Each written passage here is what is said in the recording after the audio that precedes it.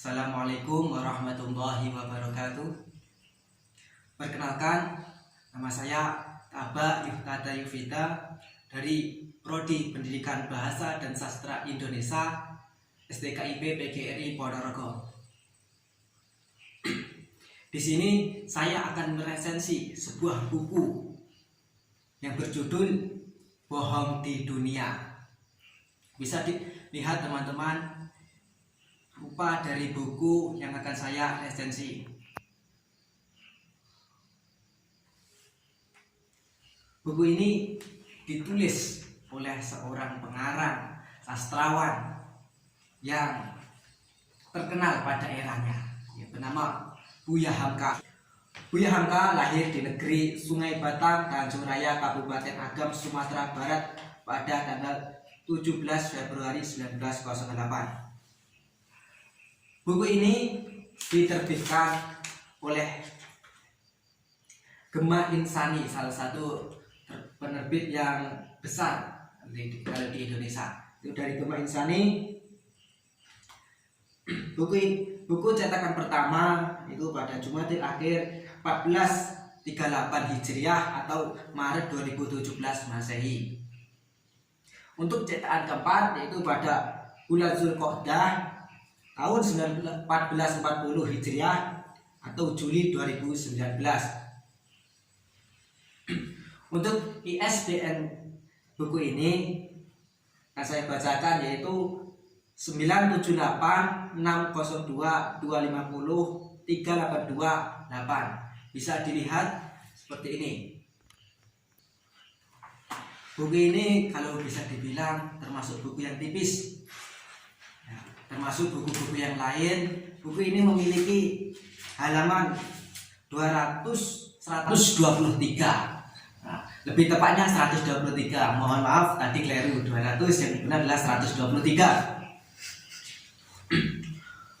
Walaupun buku ini tipis, tapi kaya akan sebuah makna. Yang pertama saya dapat dari buku ini tentang isinya adalah apa arti sebuah kebohongan. Kebohongan di sini berupa sesuatu yang kita tidak sadari kita sudah berbuat bohong, dari kebiasaan sehari-hari kita, dari apa yang kita lakukan. Ternyata sudah menjerumuskan kita dari kebohongan tersebut.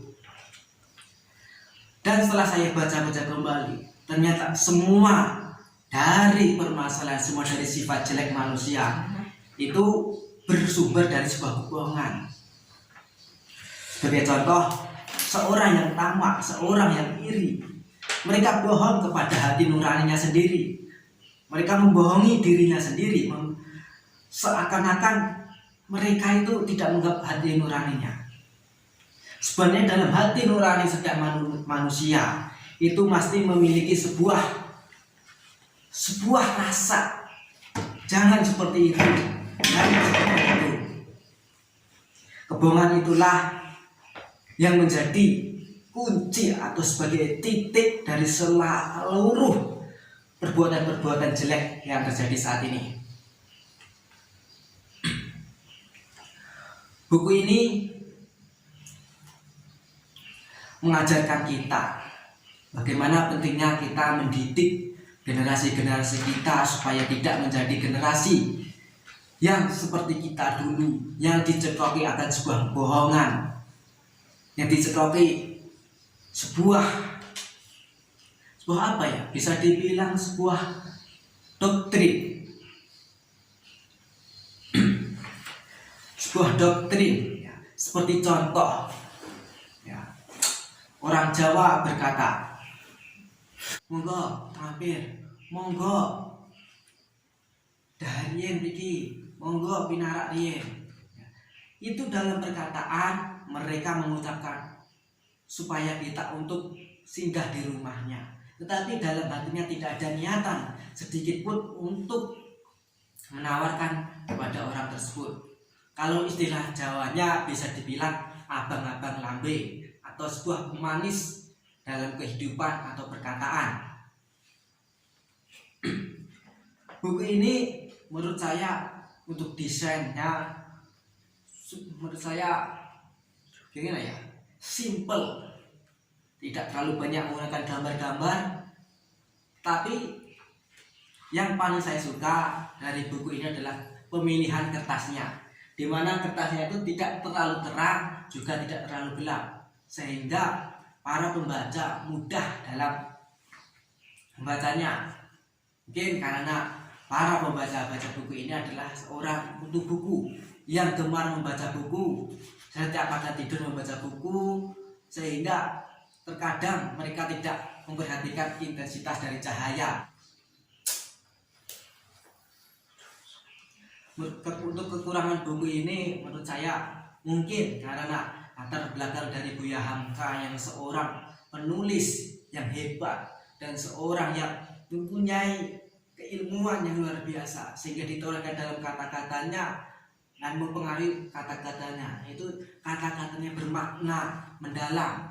Untuk buku ini saya sarankan untuk dibaca kalangan pemuda, ya, kalangan pemuda bukan remaja. Yang saya maksudkan di sini adalah kalangan 20 ke atas. Kenapa? Kalau remaja masih belum bisa untuk memahami isi dari buku ini. Tapi untuk kalangan 20 ke atas mungkin sudah bisa, tapi dengan beberapa kali membaca. Buku ini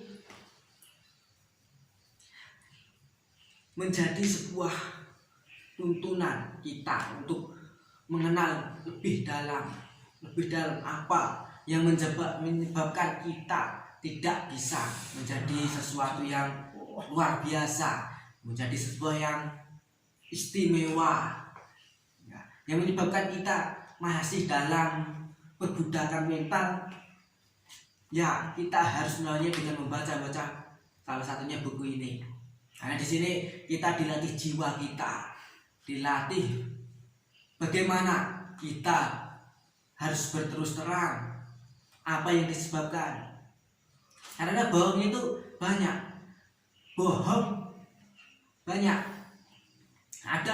ada yang lebih luar biasa, itu bohong yang dicampurkan dengan kenyataan, yang dicampurkan dengan kebenaran. Inilah kebohongan yang terjadi saat ini. Sesuatu kebohongan dicampurkan dengan kebenaran, maka tidak akan nampak itu adalah sebuah kebohongan. Yang nampak adalah sebuah kebenarannya saja.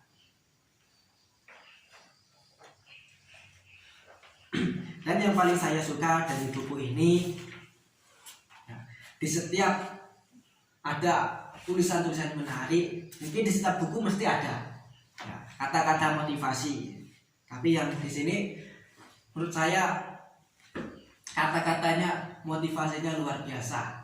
Jika kita mendalami, dengan syarat kita mendalami buku dan kata-kata yang digunakan ini.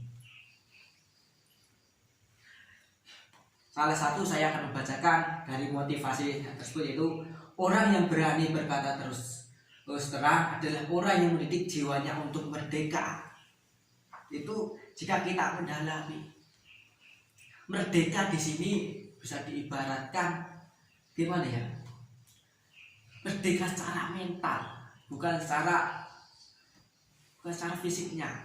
Mentalnya kita adalah orang yang merdeka.